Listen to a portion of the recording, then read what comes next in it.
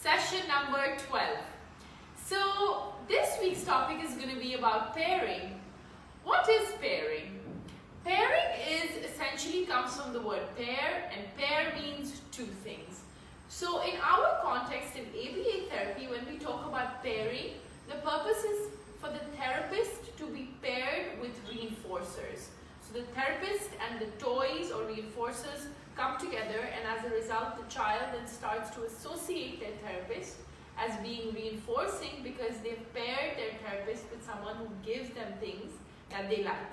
So when a child initially comes for therapy on their first day of therapy, or even when they're regular clients who come for therapy, and we spend the start of the session pairing with the child. The reason is because when the child comes in, it's very important for them to feel like they're going to have fun with their therapist, and it's important for rapport building. That is the biggest goal of pairing, is for rapport building. Once a child starts to trust the therapist and knows, the therapist also gives them things they like, they are more likely to respond to the therapist, and then slowly the therapist can start introducing instruction and demand.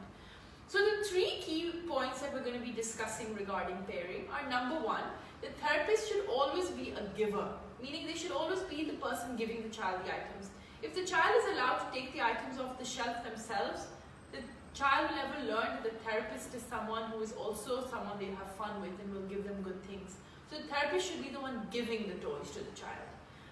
The second point we're going to be demoing today will be how zero demands should be placed, which means that the therapist should not be saying, "What is it?"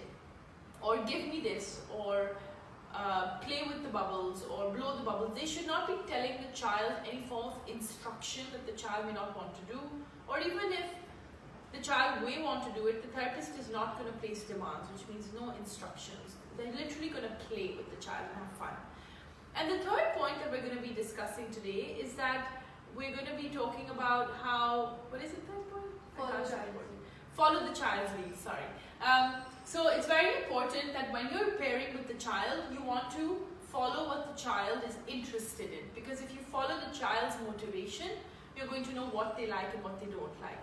And then once you've paired with your child and you know, okay, today the child likes bubbles and they like balls and they like blocks, then you know that when you're going to get the child to work, you can use those rewards, you can use those items as rewards. So here is a scenario or a demo of what pairing would look like. This is our therapist and this is our child.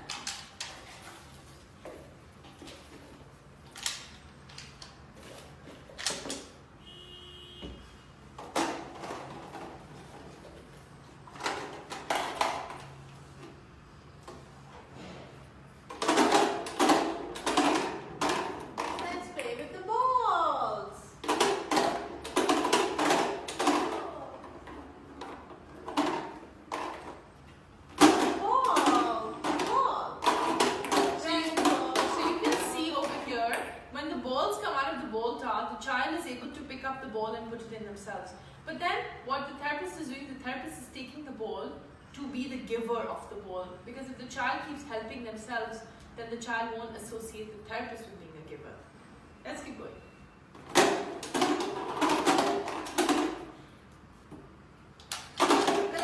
First let's clean up this one. Let's clean up this one. Clean up. Everybody, everywhere. Let's do this. Following the child's motivation. So they first cleaned up, then they moved on.